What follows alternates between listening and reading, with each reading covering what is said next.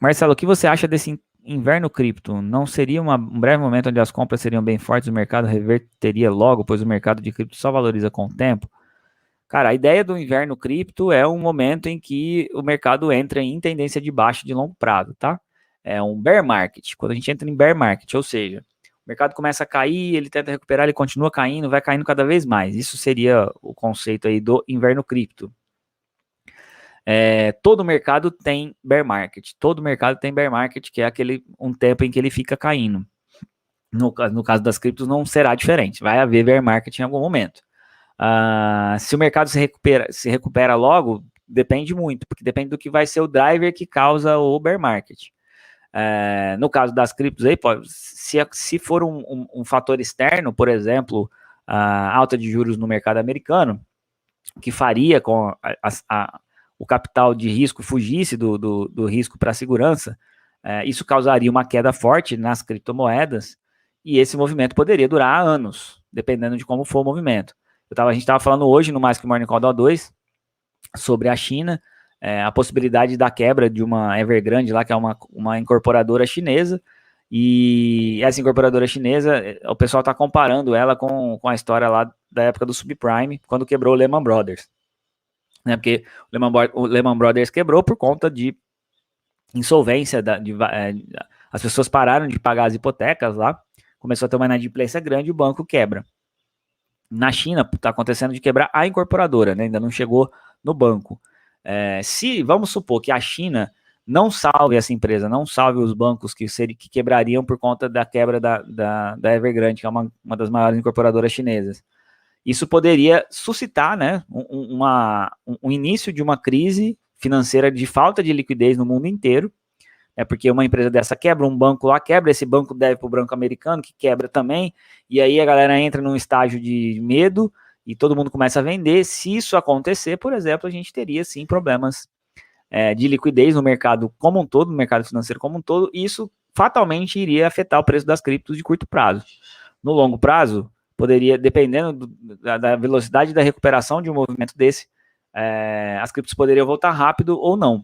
Não dá para saber, tá? O fato, o Arnold, que acho que é isso que... Marco Paulo, no sorteio pode marcar mais? Pode sim, tá lá na regra. Pode marcar quantas vezes você quiser. Pode marcar quantas vezes você quiser. Não dá pra gente, Arnold Forever, não dá para você investir com a expectativa de que se acontecer um inverno cripto, ele vai voltar rápido. Esse aqui é o grande ponto, tá, pessoal? A gente fica, às vezes, fazendo... muitos de vocês, porque será que vai ter inverno cripto? Será que o inverno cripto dessa vez vai ser mais fraco porque tem DeFi? Ou porque... Se for, se não for, não, na realidade, não interessa, porque essas são coisas que não estão no nosso controle.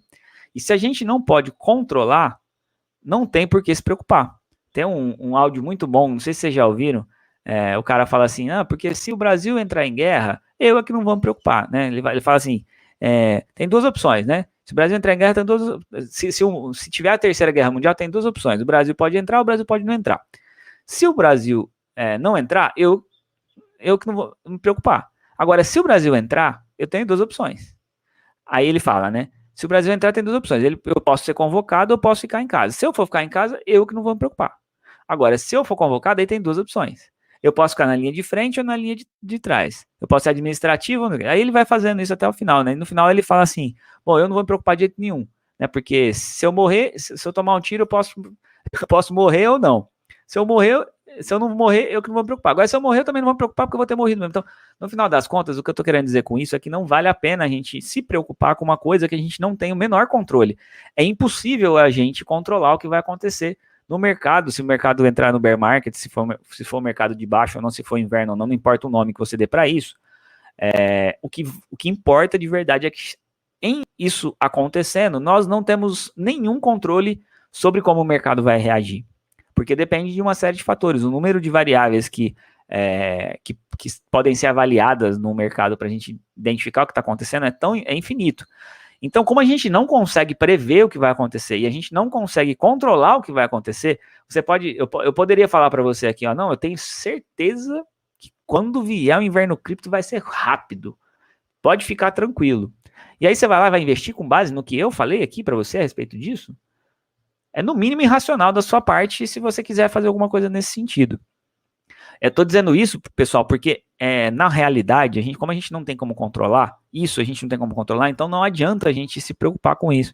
Isso não é uma variável que deveria estar no na modelagem de vocês, na forma de escolher o quanto vocês vão investir ou não. O que tem que estar na memória de vocês, o que vocês têm que cuidar é da exposição, porque isso a gente consegue controlar. A única coisa no mercado que nós, todos aqui que estamos nessa live, 591 pessoas nessa live aqui agora, vou até pedir o Caio pedir like, o Caio vir pedir like, deixa seu like aí já. Para as 591 pessoas que estão aqui comigo agora, a gente não tem como controlar o que o mercado vai fazer. A única coisa que a gente pode controlar é a nossa exposição. É o que a gente faz caso o mercado faça A, B ou C. A gente só consegue controlar, por exemplo, eu vou comprar com quanto? Quando o Bitcoin, por exemplo, eu quero comprar Bitcoin se ele estiver valendo X. Eu vou lá e compro. Isso eu consigo controlar. Eu vou vender se o Bitcoin chegar a Y. Isso a gente consegue controlar. Eu vou comprar mais se ele cair mais em tanto. Ou eu vou estopar a minha posição se ele cair. Essas coisas nós conseguimos controlar. E é isso que vocês têm que se preocupar. Com isso que vocês têm que preocupar. Gerenciamento de risco. Esse está nas nossas mãos, esse a gente consegue controlar. A quantidade de grana que a gente coloca, o risco que a gente pode correr. O fato é que o Bitcoin pode cair amanhã 90%. Ethereum é a mesma coisa, Cardano é a mesma coisa, todas as criptos podem amanhã cair 90%. Né? A gente viu há muito pouco tempo atrás caindo 50%.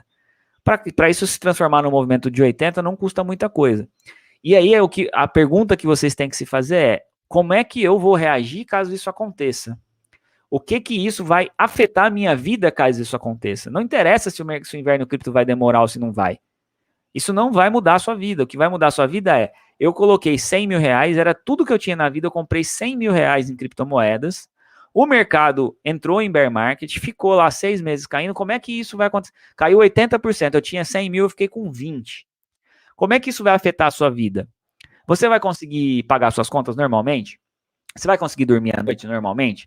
Se você tiver uma dificuldade financeira e se for mandado embora, você vai conseguir continuar pagando as suas contas? Você vai conseguir manter seu padrão de vida? Se você ficar doente, você tem condições de continuar bancando a sua casa sem mexer nesse dinheiro? Todas essas questões é o que vocês precisam se perguntar. Não se o inverno cripto vai acontecer e se ele vai durar. Porque, de novo, a gente não tem como controlar isso. Se a gente não tem como controlar, não adianta pensar nesse futuro. O que você precisa ter, e outra coisa, o que você precisa pensar é: o mercado cripto, para mim, é um mercado que vai valer muito no futuro. Então, eu quero investir nesse mercado. Então, você vai projetar assim, ó, os fundamentos, para mim, o Bitcoin pode, e aí cada um tem que fazer a sua avaliação, tá? O Bitcoin pode valer, na minha avaliação, por conta de como está o mercado, ele pode valer $1 milhão em 10 anos. Então, você faz essa estimativa. E invista pensando nessa estimativa para daqui 10 anos. No meio do caminho, se acontecer, se para você tudo bem, ter muitas variações no meio do caminho, você pode pôr mais ou menos dinheiro de acordo com a sua condição. Mas o fato é que não adianta, nós não podemos perder tempo com isso. Notícias, eu faço notícias no meu canal, lá eu coloco as notícias, só que essas notícias não podem influenciar no que vocês vão investir, porque a notícia é sempre atrasada. Entendam que olhar notícia é ruído. Raramente notícia te dá a oportunidade de verdade. Se você acompanha um projeto, por exemplo, como a Cardano, você sabe quando vai ter, você acompanha de perto, você sabe quando vai ter atualização, que está programado. Isso é uma notícia, mas você está com ela, teoricamente, junto com um monte de gente. Eventualmente dá até para você falar assim: não, eu vou aumentar meu investimento aqui. Mas na hora que sai a notícia, que nem a de hoje, a fase Alonso foi implementada finalmente, o gigante acordou, como eu coloquei no título aqui. A Cardano agora tem contratos inteligentes. Agora a Cardano virou gente grande. Né, o gigante adormecido que o pessoal brinca, porque a Cardano ficou atrasando entregas por muito tempo, né, foram várias entregas que foram atrasadas e acharam que essa vez poderia acontecer de novo e que esses contratos inteligentes não aconteceriam na prática. Aconteceu. Agora vai começar a vir um monte de projeto de DeFi para Cardano. Por quê? Porque a Cardano é mais barata para fazer, a Cardano é mais rápida do que a Ethereum para fazer. Então hoje, se vier, e a gente agora vai ter que ver, inclusive, isso tudo funcionando na prática, como é que a velocidade da Cardano vai se comportar, como é que os preços das transações vão se comportar, se não vai ter tentativa de hackeamento, tem um monte de coisas que podem acontecer agora, que dependendo do que acontecer, inclusive faz a Cardano não virar nada, virar pó amanhã. O fato é que Isso tudo pode acontecer. E se isso acontecer, o que a gente pode fazer com isso? A gente não tem nada, a gente não tem como se defender do evento. A gente pode se defender ao... o Rittenbank fala muito isso, né? A gente não pode se preocupar com o X, a gente tem que se preocupar com f de X, que é a função de X, né? O X é uma variável que a gente não controla. Né? O X é a variável que a gente não controla. O que o mercado vai fazer, se ele vai subir ou se ele vai cair, a gente não tem como controlar. Agora a gente consegue controlar o f de X, que é o que o X faz na nossa função, na nossa equação. A gente tem uma equação, né, que é o teu investimento, a tua tese de investimento, e se o X faz, aumenta ou diminui, o que ele causa na sua equação, o que ele causa nos seus investimentos, e é com isso que nós temos que nos preocupar. Acho que eu perdi até muito tempo falando disso, mas eu acho que é importante eu falar isso para vocês.